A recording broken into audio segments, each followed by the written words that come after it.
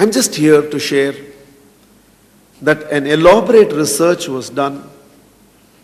I'm just deviating from my life to research. And they sampled 500 most successful people in the world, from industrialist Henry Ford and Rockefellers, to artists like Picasso, Leonardo da Vinci, to social reformers like Martin Luther King, Mahatma Gandhi, to religious reformers like Jesus Christ, Prophet Muhammad, to sports personalities like Pele. They created a sample of 500 people from all walks of life that they considered the most successful, and did an extensive research to find out, though the fact is that each one of them will have their own individual geniuses, is there anything common to all the people who made it to the top? Ironically, they discovered there were 7 qualities that was common to all these 500, no matter what their field of expression was, that they made it to the top.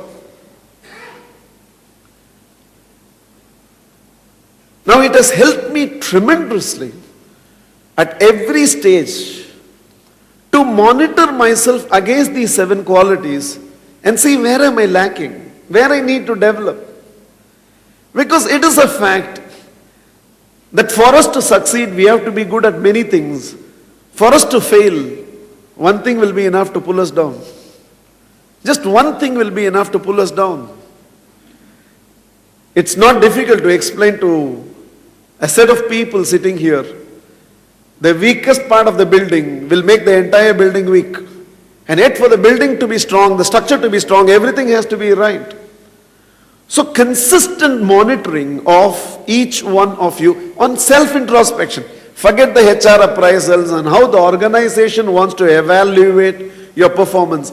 Individually, if every man can consistently keep introspecting himself on these 7 attributes, we are at least making the right beginning, because we know that we are building a career, building a future on the premises of those 7 qualities, which has been common to the 500 most successful people in the world. It also helps us to exercise this leadership to our team, because one of the most important things is to create the legacy. You will keep moving from one chair to another chair, and one of your greatest responsibilities is not only in scaling to the higher chair, but to ensure good people are groomed to the chair in which you were. In fact, 2 things are going to be the greatest challenge for any organization to turn around and hit the top. One is infrastructure, and 2 is leadership availability. Fortunately, in a case like L&T, infrastructure may not turn out to be a limitation for what L&T for individuals and as an organization can ever be. The second challenge is going to be the greatest challenge: leadership availability. It's not about the number of vacancies we have in an organization at the bottom. It's the number of unfilled positions that we hold in an organization at the top. It's not about somebody being forced into the chair. It is about somebody being good enough for the chair. In fact, that is why world over today, leadership training is becoming an integral part of corporate development. I'm not talking about speakers like me coming and speaking. This 90 minutes can entertain you a lot, can give you some insights, can open your eyes in certain direction. But a complete transformation of an individual happens through sustained training. It has to be continuous. You have to work on the inside of a man and get the man right. And today it's such an integral part of all the corporate, continuous leadership development for leadership availability. And what are we talking about, these 7 qualities for leadership availability? So let us not only self-introspect and find out of these 7 traits, where all we can give a tick mark, great. Where all we need to continue to work upon, and also evaluate each one of you in your respective second lines and third lines. What are some of these attributes they have and where they need to be groomed, so that we continuously keep creating this leadership availability. And the first quality of the 7 they found in all of them was passion for excellence.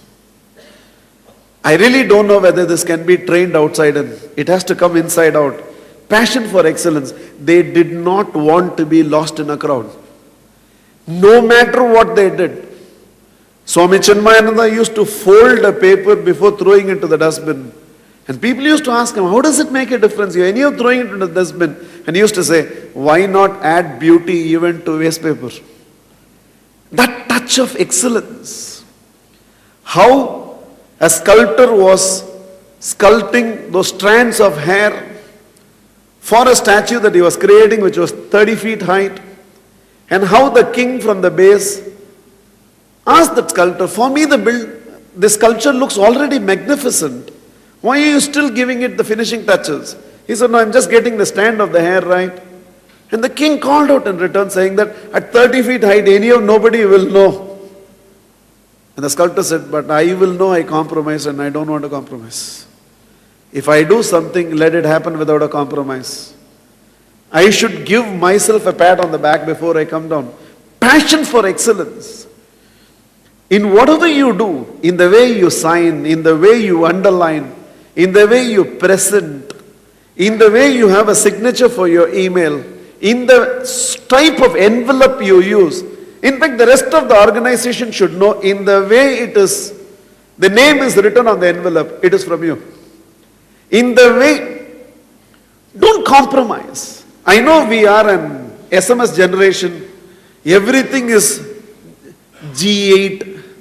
Everything is LV, LOL. In fact, spelling, everything goes for a toss. But I really think when you send me an email, reading that email should be a pleasurable experience. It should not be as if I am a sub-editor who has to proofread the entire email to understand exactly what have you written. I still think no matter how much we have taken to technology, those old typewriting practices of sentences starting with a capital letter, space after a full stop, comma where comma has to be there, paragraph still holds good. Would you ever construct an ugly looking building and present it? And attitudes don't care where you shape them. Don't think that in everything that I do internally I can have compromising attitude. In the infrastructure I create alone excellence will come. No, it doesn't come. Attitudes don't care where you shape them. People who come to work regularly late, not occasionally, they think it's a matter of principle. Daily they should come little late. Think about it. They can never fulfill deadlines. If they say Monday it will be given, they're basically telling you Monday I will tell you when I will give. If they tell you 30 days it will be done, you can be sure about it. On the 30th day when you follow up, he is going to ask for an extension. You give them a target to achieve that this year you have to do 100 crores. In that department alone, permanently it's 88 crores, 91 crores, but never 100 crores. Attitudes don't care where you shape them. Once shaped, it will become part of your behavior. Again, everywhere I have to quote research because I want you to know there is validity to what I am speaking. Either the validity is my own life's experience or enormous amount of research has been done. Of all the players who played the game of cricket, Kapil Dev and Imran Khan have bowled the least number of no balls for the amount of cricket they have played. And research reveals these are the only two bowlers who never bowl a no ball in net practice. Now, your system does not know which is net practice and which is actual match. So when you are casual about the crease in net practice, you end up being casual about it even in the actual match. And that is why you will find that all technically sound cricketers, let us say Rahul Dravid while he is batting, without moving his feet, he misses a ball. You will immediately see Rahul Dravid do something. He will shadow practice the shot properly. Why he is doing it is, attitudes don't care where you shape them. Once shaped, it will become your behavior. I can give you enough examples. Some we can implement, some you will not implement, but I'll give you examples. Those who conquer the gap between waking up and getting up every morning. Every morning we set up a wake-up call. And that poor thing rings because you set it up. And then we have one snooze button, which we press so that 10 more minutes we can sleep. Which means I give myself a promise, I'll get up at 6 o'clock. I set up a wake-up call, and that poor thing wakes me up because I asked it to wake up. And I don't respect my own decision. I want to sleep for some more time. Which means the body prevails over the mind. The mind decided to get up at 6 o'clock, the body refused. And all of you sitting here, where there is a gap between your waking up and getting up always, and you need a few snooze buttons before you get up, look into your life. Your willpower must be the lowest. You must have at least 10 times told, I won't smoke again. At least about 15 times you should have joined in a gym with annual membership. That's how they make money. They give you annual membership knowing very well you will not come beyond 2 months. In fact, if everybody who takes an annual membership to a gym goes for the entire year, gyms have to close down. Their entire profit comes out of your low commitment levels. With all the resolutions you have taken to exercise, Reebok has grown rich, Adidas has grown rich, Nike has grown rich, Fitness One has grown rich. And the only thing about you that has grown is Madhya Pradesh.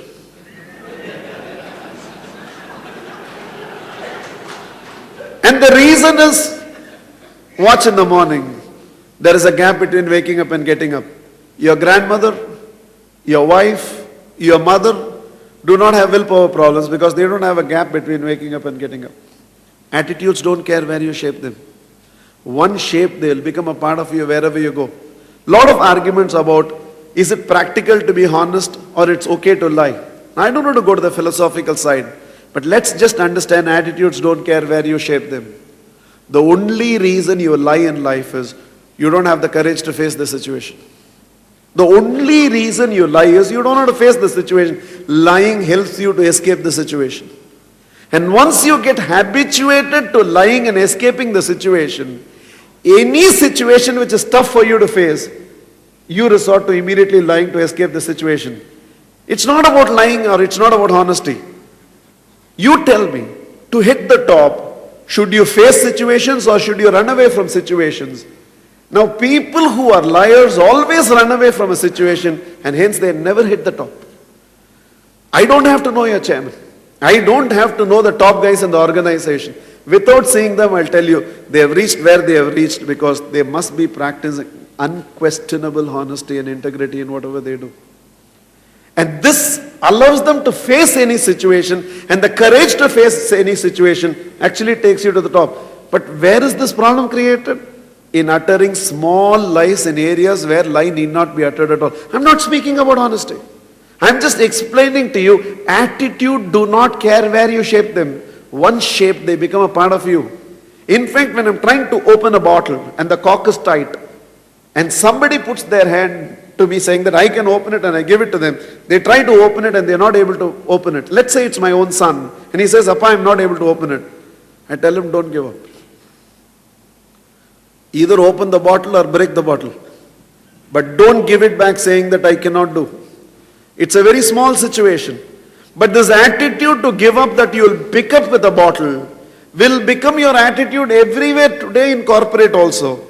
Any responsibility given, you will try for 3 months and then come back and saying, I am not able to do it. You can probably hand it over to him. You transfer me to the other department. And every give up person sitting here, develop this attitude, not here, in seemingly ordinary things in life from which that attitude is developed.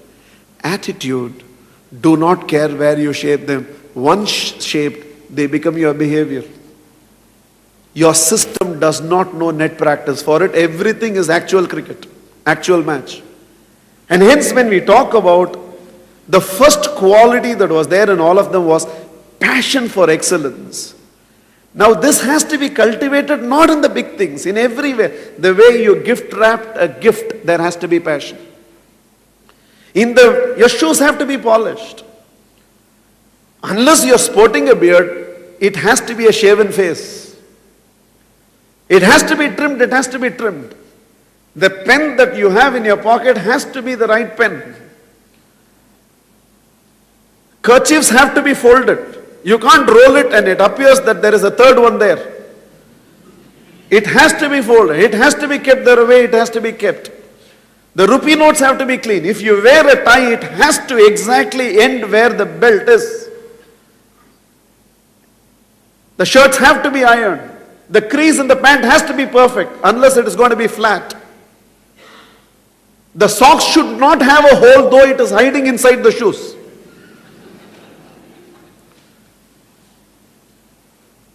Unless you develop an attitude for excellence in all the small things, there will not be excellence on the big things in life, because attitudes do not care where you shape them. Everywhere. When you get up from the chair, from your cubicle and leave, turn the chair the way it should be. Let it not be half turned. No, turn it. I know these are small things. Clean the table at the end of the day when you leave. Walk in back to a clean table before you begin the day. Small things, but makes a difference. Put the things into the drawer they have to get into. But it makes a difference. Your car has to be clean from inside also. We should not open the door and feel, Enga vandonda? It has to be clean even from inside. It matters. And these are not small things. When you write a mail and there is a key statement, make it bold, make it underline. Use a highlighter. Somewhere bring in the touch of excellence. Seeing it, people should know, I can see a signature in this. I can see his touch of class in this. Infinite thoughts, they all refer to, I'm not boasting, but to me it matters. So I'm saying, do you know every single page of the lakhs of copies that get circulated undergoes quality control? You cannot find in a single copy of the entire magazine a mistake or flaw. Everything is checked. December comes and calendars and tabletops are distributed. And we are talking in terms of distributing a few lakhs of calendars and tabletops into 12 sheets. Everything is quality checked. And it is about an attitude. It is about saying that let me factor a few more thousand rupees of human resources to check this, but nothing defective should leave from this place. Do with this passion for excellence? Nobody makes it alone. We are not one-man army. We are all organizations. So you alone producing that excellence without the team, without the colleagues, without everybody else understanding the value of excellence, nothing is going to happen. So your excellence has to get translated into the team. And the second quality that was common in all of them is they were extraordinary in developing a team. Extraordinary in relating with people. In fact, people loved to be part of them, whether it was the 12 epistles of Jesus Christ, or the second line of leadership from Nehru to Azad to Naidu that Mahatma Gandhi was able to build. It was the frontline soldiers who represented Martin Luther King. It really didn't matter in which direction it was done. From religion to social revolution to a piece of art. If Rafael Nadal plays the game that he plays, it's a combination of his physiotherapist, his masseur, his coach. It's a team that works together, his managers. Everybody works together to create a Rafael Nadal. Team. I know by now everybody uses it. We gave it to the world the first. TEAM. Together, everybody achieves more. That's what team is. TEAM. Together, everybody achieves more. Leander Pierce and Mahesh Bhupati were on the same side of the net. They were the top seeds in the world. There wasn't anybody that they could not defeat. Every Grand Slam came in search of them. They got ego involved with each other. They went against each other. Now everybody defeats both of them. Which means what's a team? Somehow you and me understanding we are on the same side of the net. If today I stand here, full of ego, feeling I'm holier than you, my speech will stink. You will tolerate me till 6 o'clock out of respect for people who brought me, and later tell them, next time you bring somebody like this, it'll sting. And if you sitting there is ego involved with me, you're hearing to some noise, you're not listening to any speech. Ego doesn't help any one of us. We get ego involved with our parents. Family is a team. We get ego involved with our parents, we get ego involved with our spouse. Vice president from here will go home. She cares a damn your vice president. She wants her husband home. You can explain to your son why you don't attend the school day functions because you are head projects here. The son wants a father. He doesn't want head projects at home. He just wants a father who can come and sit there and simply listen to his performance, clap hands and go, rather than telling him you need to improve. He wants a father there. Your parents want a son, a daughter to come home. They don't want to see a financial controller coming home and giving a lecture on economy of the country. A family is a team. An organization is a team. And today we shift projects, we shift departments. Sometimes you become the boss of your boss. And all these changes are going to happen. In fact, again I have to bring a research. 50 years of data of all resignations of the Fortune 500 companies was researched. And they realized 98% of people who resigned revealed people do not quit an organization. People quit people. I'm not happy with my boss. He didn't treat me properly. I was not given the promotion I want. I was not given the increment. He was given undue increment. This is a big problem. I was not given also okay. He was given okay. People quit people. All the issues of relationship. Why your best friend suddenly is not your best friend? A seemingly ordinary incident, through the spectacles of ego, looks magnified. In fact, if you have heard about this incident from two other people, you will think this incident is nothing. Phew. And yet the incident looks exaggeratedly big when you are involved because ego is involved. Probably one of you sitting here have not seen your sister for 3 years because she felt you didn't treat her properly in last Diwali when she came. And a precious relationship is gone. Anil Ambani is not happy with 40,000 crores. If 40,000 crores is not enough for you, my son, how much ever we give will not be enough for you. You think for 40,000 crores he split himself from Mukesh? Ego. And life has taught me experientially. In fact, if I had known they are going to introduce me, I would have told them not to introduce. Nobody listens to an introduction. And this is a very funny thing you do. You write an introduction about yourself and ask them to read. Now the one who read does not know me. Pavam ezhudi kuttada first ponar avaru. Okay. He doesn't know anything about me. Whatever was written and given, abde pachtar. And this is a very funny thing. Unless your ego involved, you will not write an introduction about your own greatness and give. And they have to read and you sit and listen to how great you are. And you turn around to see, and in case while reading the introduction he missed an important paragraph, I would have felt so bad. One important thing about me he forgot to tell people. If my 1.5 hours of speech to you does not introduce me to you, a separately read introduction will not introduce me to you. It does not introduce me to you. But ego, I have gone through this. Initially when I had started, my ego will say, this building only they did not allow me inside as a salesman, no? Now same building. Then your walk itself becomes very artificial because you are chief guest. I have suffered all this for 2 years. Wherever I go, I'll see whether they recognize me or not. In fact, whether my chair looks special or it looks ordinary. Big chair, that chair, one chair is there which you can hire. Small person sitting in a big chair. Then you feel you are the main person. I have gone through all this for 2 years. Going on sitting in the car till somebody comes and opens the door. After that you have to only lift. Crane will not come. That means you can open the door and come out. Chief guest, till door opens you should not come out.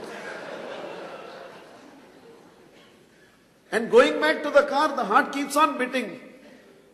That shawl they give, are they giving or they keeping it? Okay. Because sometimes very expensive mementos come. This I know, for my daughter it will become Pattu Pavada now. Okay. Otherwise what to do with shawl in Chennai? Both in time po. But I think I had to lose a few relationships.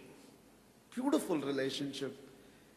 He was wonderful, I was wonderful. We shared a great relationship. Seemingly ordinary incidents through the spectacles of ego looks absolutely wrong. Ego magnifies everything. Experientially today I know, when ego comes, everything else goes. See now what your ego has done to you.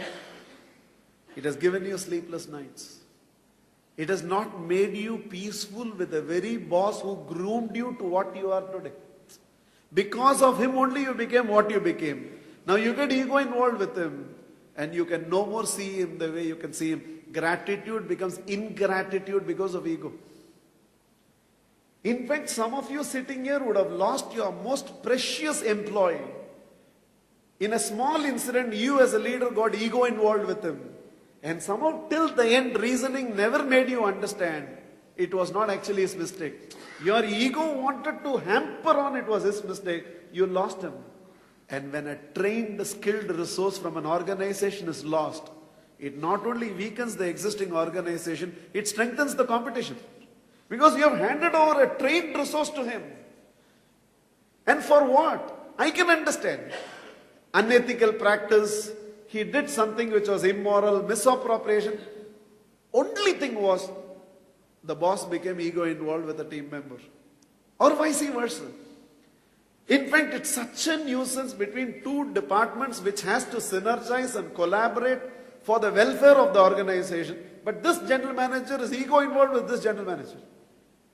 In fact, the enemy is not outside. There is no competition outside. Enemy is within the organization. Half the time goes off and doing panchayat between these two people. See, he is like that. You don't take it like this.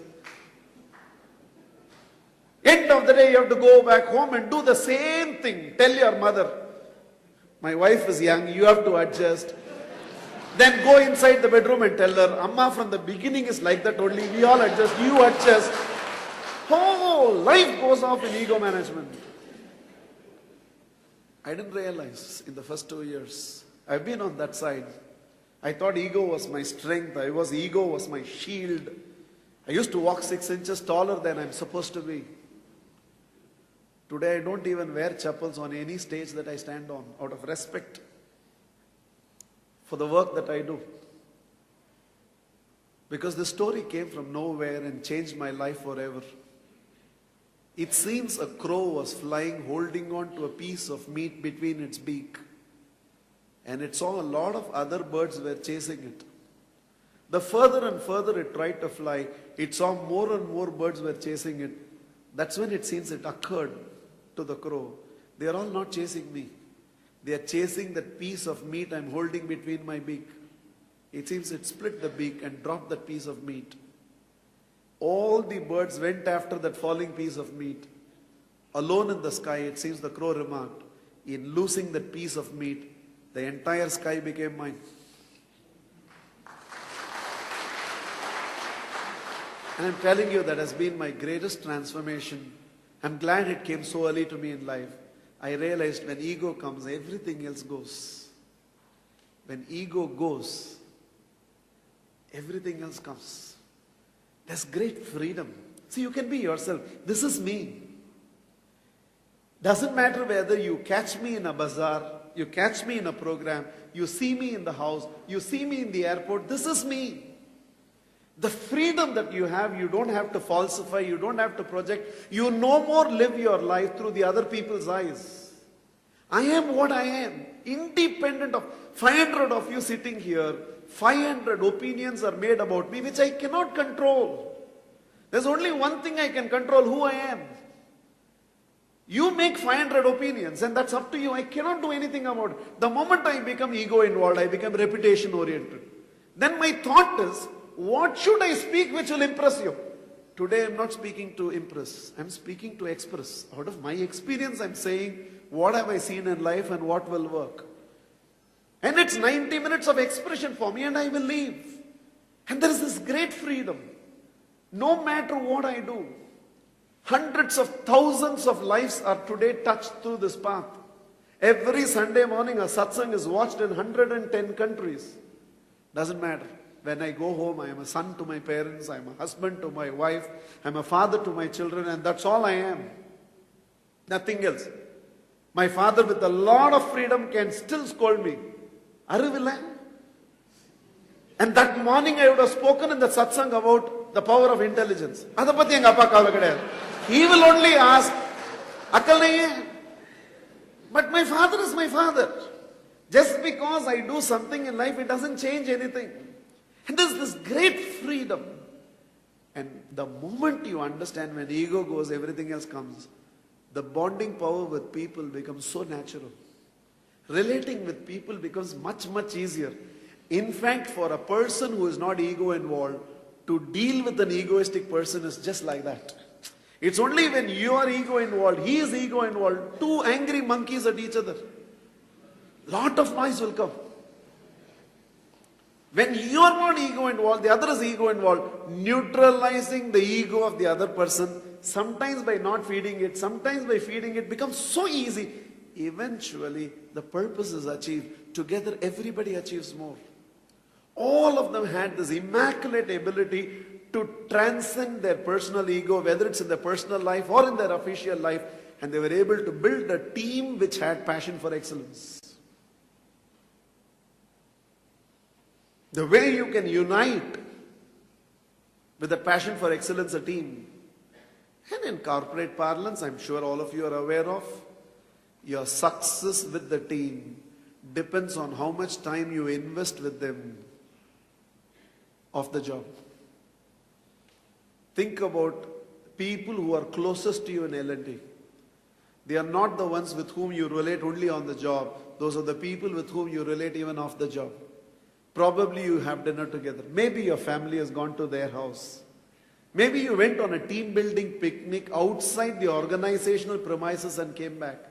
Probably you understood he was disturbed today. End of the day, you took him to the coffee shop, sat and heard how disturbed he is that he is not able to get his sister married. I don't know what it was.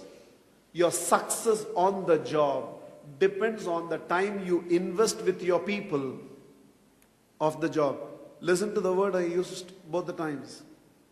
Not the time you spend.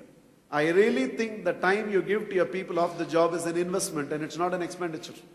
It comes back multifold in terms of the loyalty your team displays to the cause and the purpose of the team.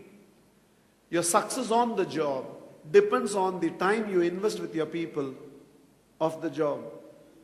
Maybe institutionalize it. It's worth institutionalizing it. Probably the 5th Saturday of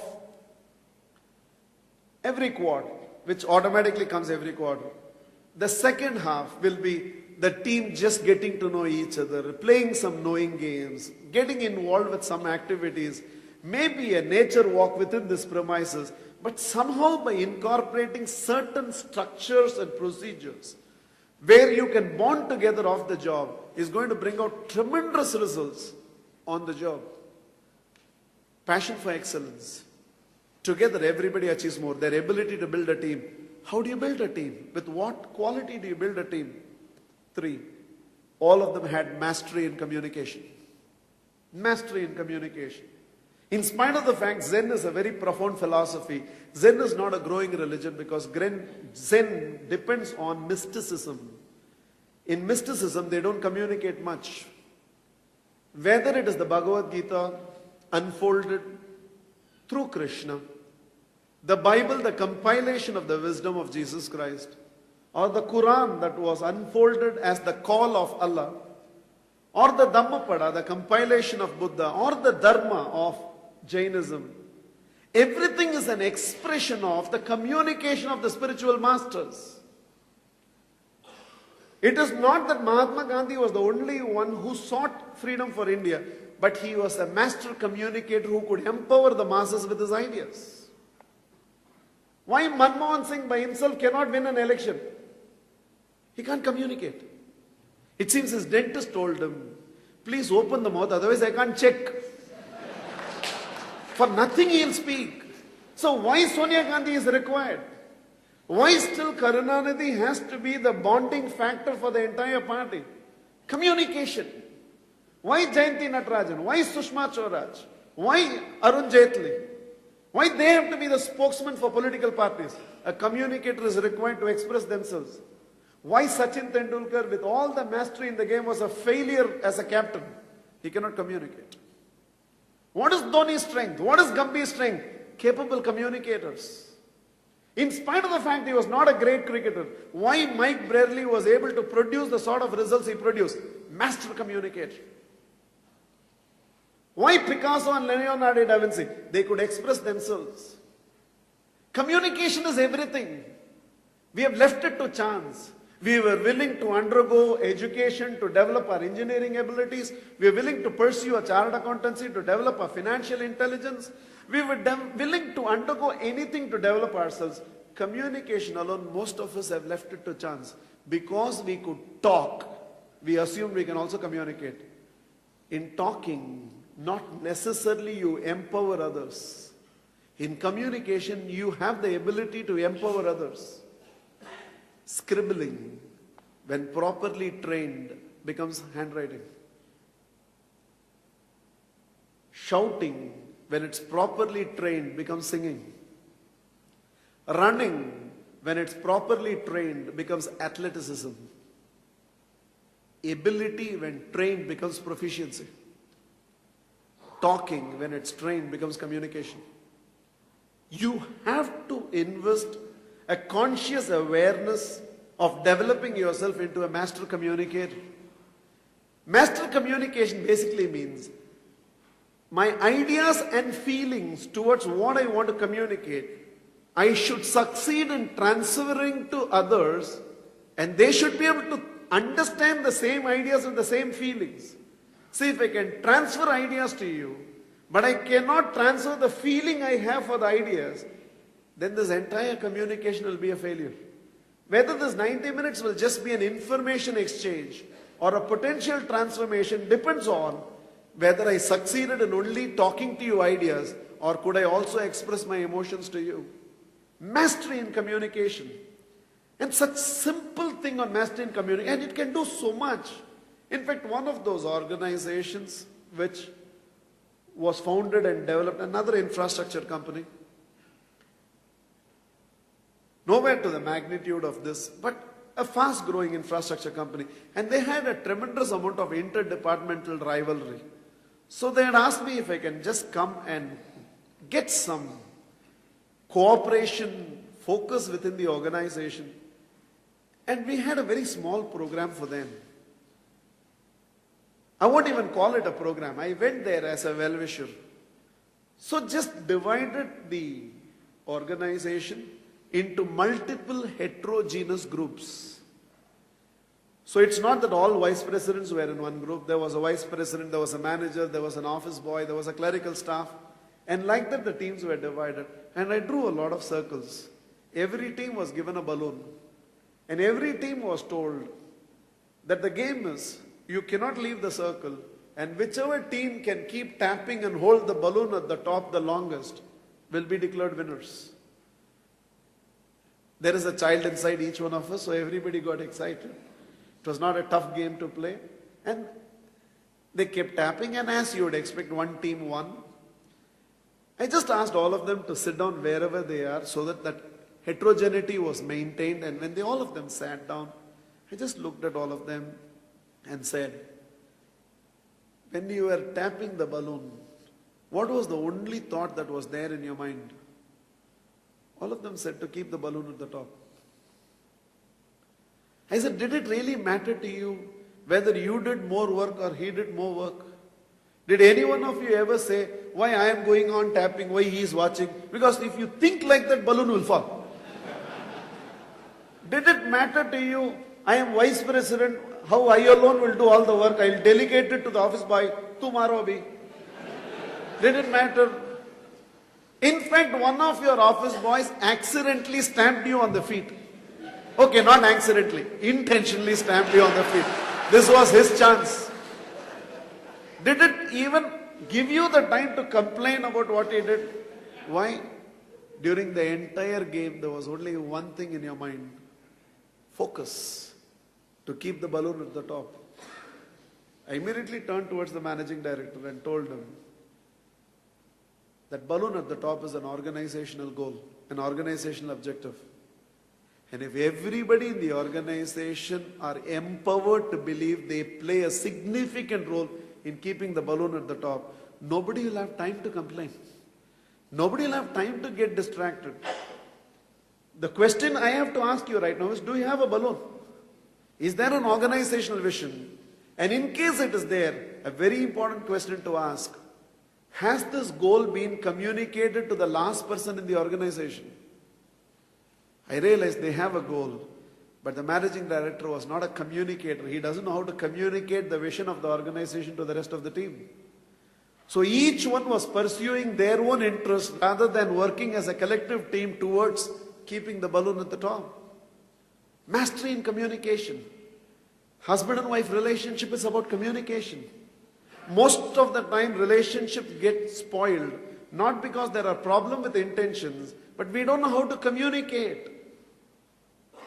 Think about any husband and wife fight. Do you ever fight? First 3 minutes only in a husband and wife fight, you're fighting about what you're fighting. From the 4th minute, you're fighting about the way you're fighting. From the 4th minute, it's always, why did you ask me like that? What was asked is forgotten. Okay. But if you can talk to me like that, you think I cannot talk to you like that? And we are no more fighting about the issue. From the 4th minute in any relationship, watch. The focus is no more who is right. The focus is no more what is right. The focus is who is right. I am right or you are right. Communication. Parenting is communication. The challenge of parenting adolescent children is how you communicate with them. If you don't know how to communicate with them, by the second sentence they will tell you, Papa, I'm going to tell her. And we are not leaving talking as an assumption that it's communication. You have to invest some focus and attention in developing your communicative abilities. 4, all of them had high energy levels. There are no off days in the life of a legend. Think about anybody whom you admire for where they have reached in life, and you cannot associate tiredness to them. In fact, they always surprise you with their energy levels. How nothing tires them. In fact, end of the day you can go and see them and they are still exhibiting the same amount of energy you saw them right in the morning. From where does this energy come from these people? They all operate out of high energy levels. Some of what I say you will not like, but let me say. 1, if you have to have high energy levels, you have to wake up around sunrise. Local sunrise.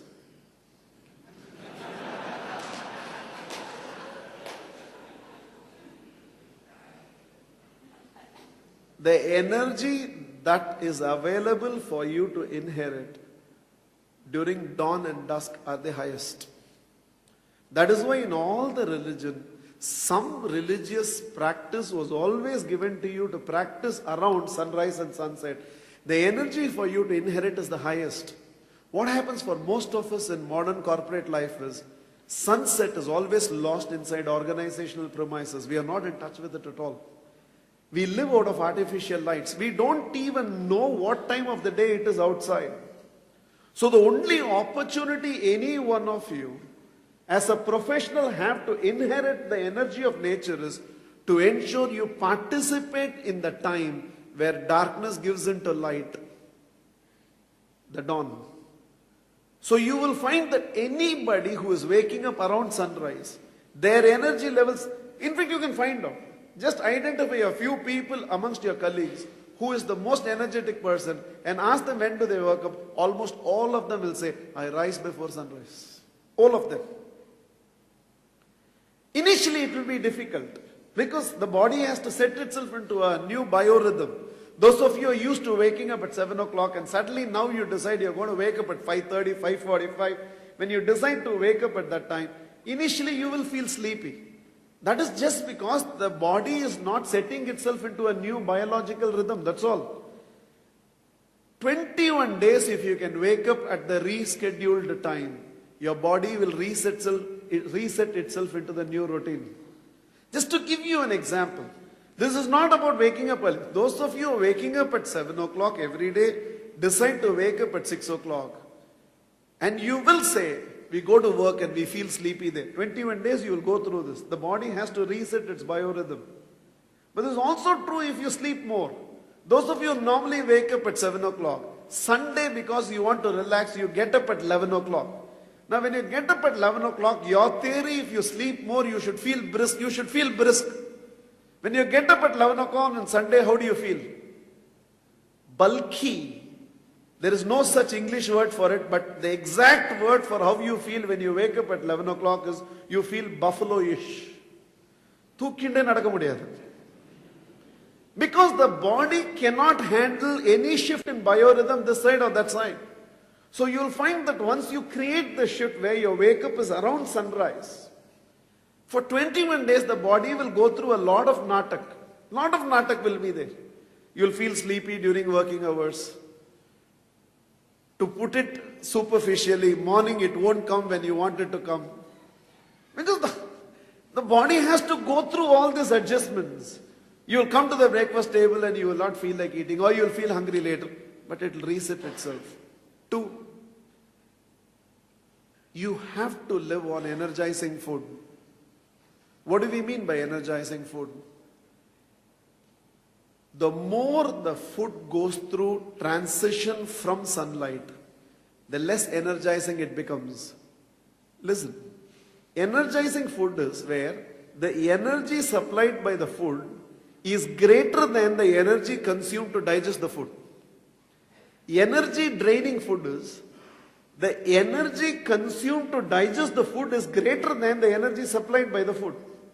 So those of you where after you eat you feel immediately a little sleepy, the food is not an energizing food, it is an energy sapping food. Because the only source of physical energy for us is from the sun. Through the process of photosynthesis, the chlorophyll is nothing but the extract of that solar energy. So the more and more you deviate, whether it is eating the flesh that lives out of this, or exaggerated cooking processes which it goes through.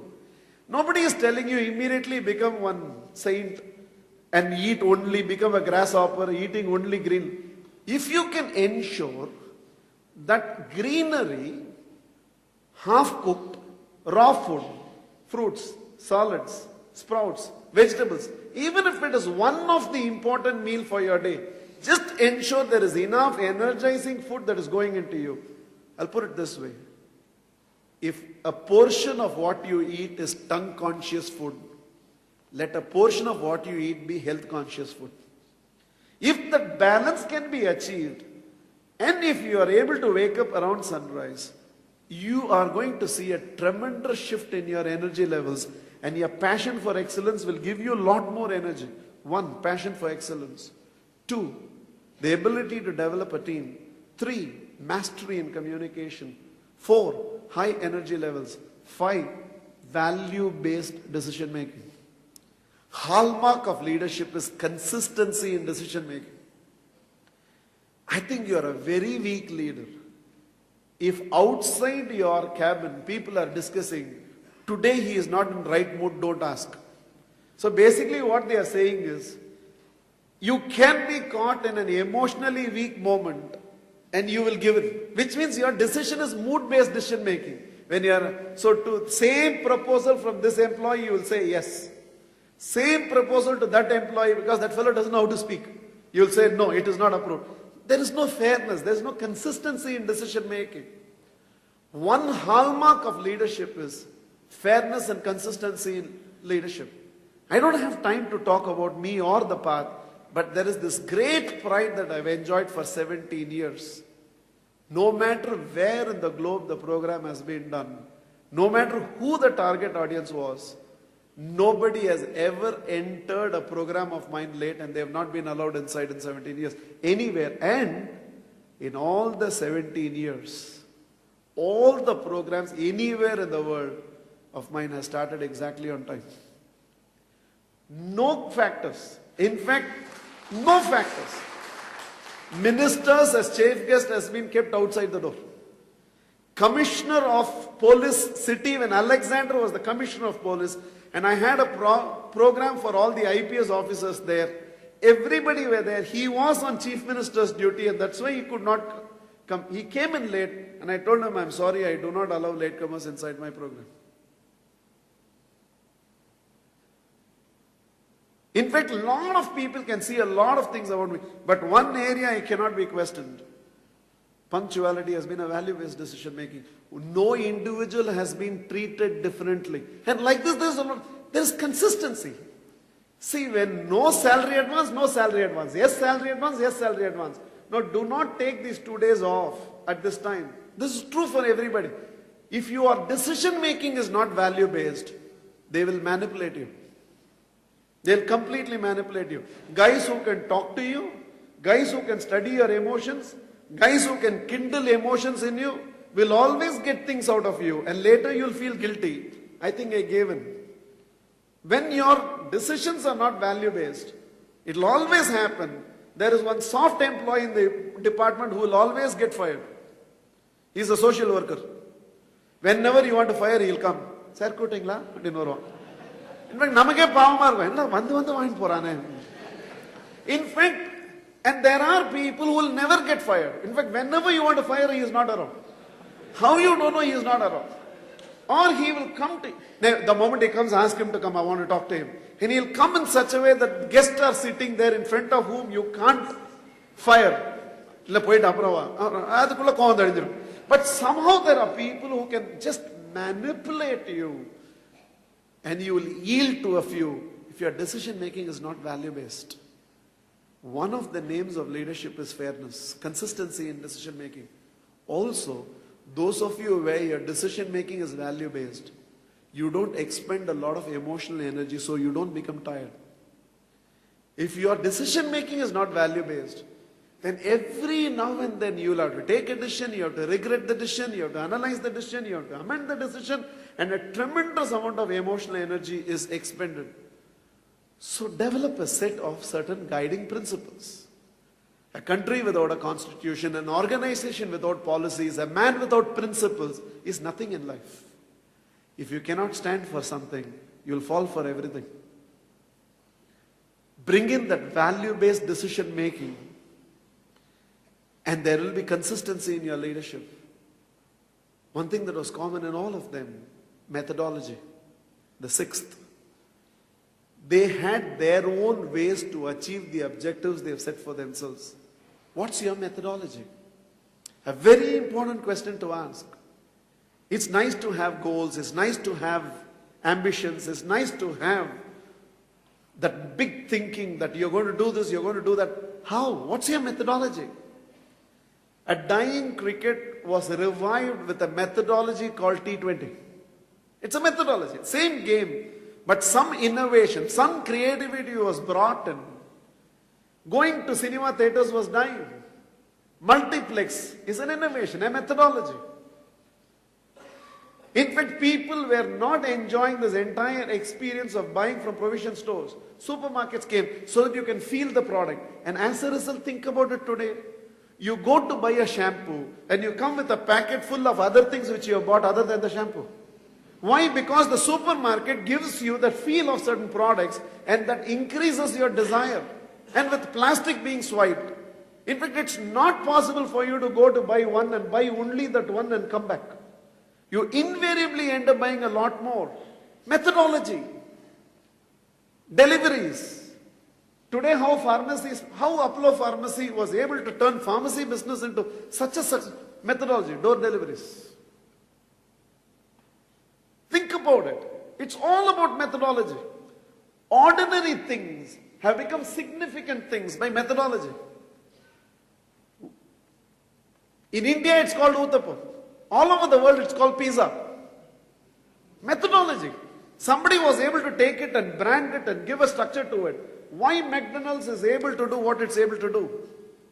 Proven management practices will tell you a professional organization is one where even ordinarily skilled people can produce extraordinary results through the power of systems. I repeat, a professional organization is one where even ordinarily skilled people can produce extraordinary results by the power of systems. What is McDonald's? Now, it is a system by which how that burger is done.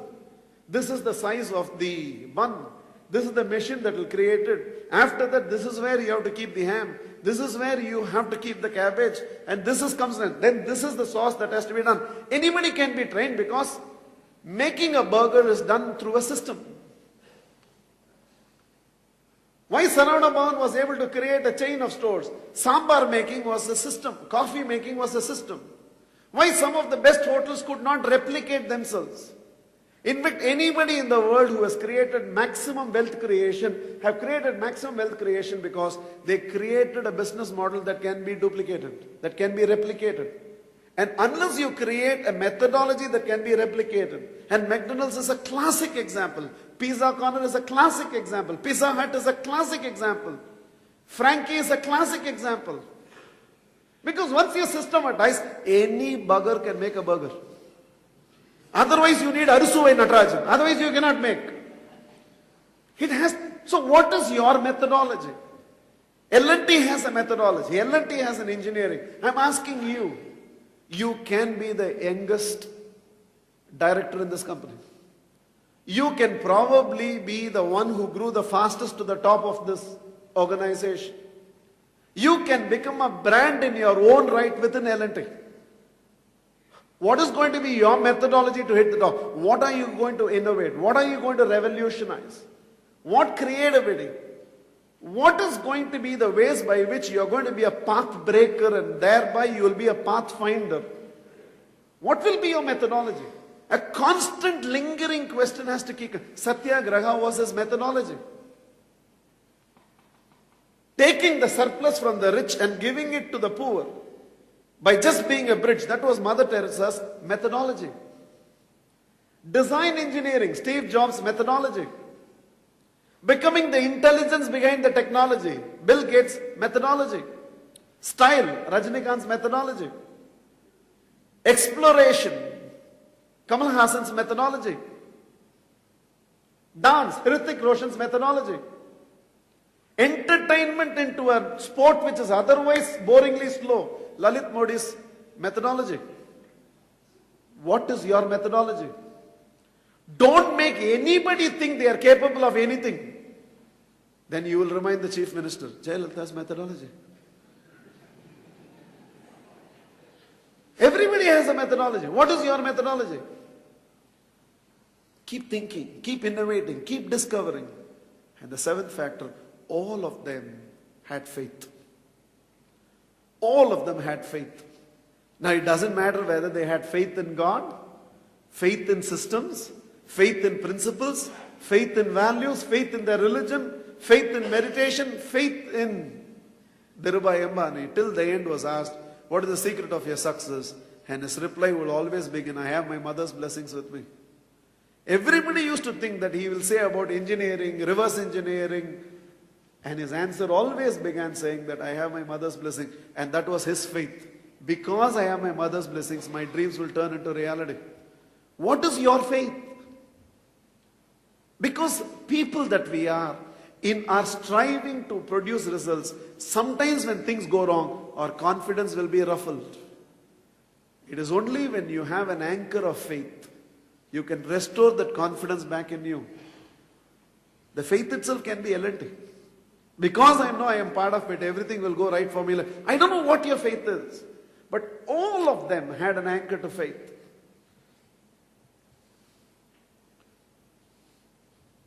One, passion for excellence. Two, the ability to develop a team. 3, mastery in communication. 4, high energy levels.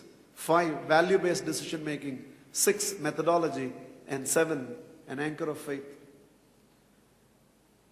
Built on the 3 personal principles that has learnt very early for me in life. Subordinate your likes and dislikes to the purpose of your life. Do you want to be a typical 19-year-old or a 19-year-old the other 19-year-olds will look up to? There is a way, and the way is on the way. Let problems come from anywhere. Solutions will come from me. Has groomed to build from this very place, whether the magazine Infinite Thoughts or the organization Infinitheism, which is truly growing global today. I don't think I came here to just impress you with a talk of mine, but to impress upon you. Standing in front of you is a person who has come up in life purely on the strength of his work and how he kept discovering himself through work. The magical moment to my life came when I had read in the Rig Veda a moment of predicament for a devotee.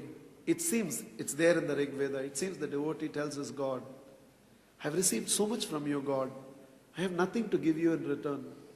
But I want to give you something in return. So I thought I'll offer these flowers to you. But my God, these flowers are already yours. How can I take what is yours and give it to you? Whose flowers am I offering to whom? I thought I'll offer these fruits to you, but these fruits are already yours. How can I take your fruit and offer it to you? So my Lord, I thought I will pray to you in words. But my Lord, the air I will articulate with my tongue is already yours. Why have you put me in such a helpless situation, my God? You have given me so much. I want to give you something in return. But anything I think of to give you in return is already yours. I have nothing to give you. So let me drop this body of mine at your feet. And the devotee drops his body at the feet of his Lord and prostrates. Somehow when I read that, it was a very touching experience for me. A few weeks later, when I was sitting there in one of the temples in silence, suddenly this insight occurred to me. And I whispered in prayer to my Lord and I said, it's true, Lord, everything that you have given me is yours. Nothing is mine, including me, because I am also your creation. But taking all these raw materials together and putting it together through work, that is my creation. Work is my creation. It is only through my work I am bringing this body, this intelligence, this mental abilities, my emotions, and the other human resources you have given me, everything together to create whatever you create. So all the raw materials are yours. The finished product that I create through work, that work is mine. Somehow in an instant, that day in that temple, I whispered to my Lord and I said, if work is basically my creation, from this instant, all the work I do will be my offering unto you, my Lord. I may not pray to you in words. I may not pray to you in words. I may not pray to you through slogans. I may not pray to you through offering. But I'll pray to you on a daily basis. I will work every day to the highest standards that are possible, because when it is you, God, I do not want to give you anything but the best. And if I do not want to give you anything but the best, then let me ensure the work I do is the very best. Doesn't matter whether it was 500 of you or only 4 of you, I would have still delivered the speech with the same intensity, because my speech is incidentally for LNTites and LNT. But heart of heart, this speech of mine is yet another offering of mine to my God. I am working as an offering unto Him. And I told my God, if all the work I do is my offering unto you, then the very life I live will become my prayer unto you. My life will be my prayer to you. And ever since, I have been just living my life, treating my work as my offering unto Him. And hence one day I took this decision. If Friday is the holy day of Islam, if Sunday is the holy day of Christianity, if Thursday will be the holy day for people who follow Sai Baba, Raghavendra, If India has to be a top of the world nation, then economic growth is required. And if economic growth is required, how beautiful will it be if the entire 1.2 billion population of this country, independent of their religion, start treating Monday as their holiday and start looking forward to work. If we can drive away the Monday morning blues, if Monday is more exciting to us than Friday is, any of 1/7 of your life is going to be Monday. Might as well look forward to it. Maximum number of heart attacks happen between 9 and 9:30 on a Monday morning. It shocks me. If people thinking about going to work get heart attack, how will we build a new economic world? So I'm not imposing anything on you, but I've personally told myself from that day, Monday will be my holiday. I'll look forward to work. I'll cherish the Mondays of my life. I will produce work of the highest standards. And doesn't matter what comes in return of all that work I do. All my work will be my offering unto you, my Lord. And thus my very life will be my prayer unto you. It's such a privilege to come and stand in front of people whom I truly respect for the way you strive to make it in life. Inside a building that I've always admired from outside, and addressing an organization in its own right, I really believe is a pride of India. Let a magnificent future unfold for each one of you in your own ways. Wishing you most and more. I love you so much. Thank you.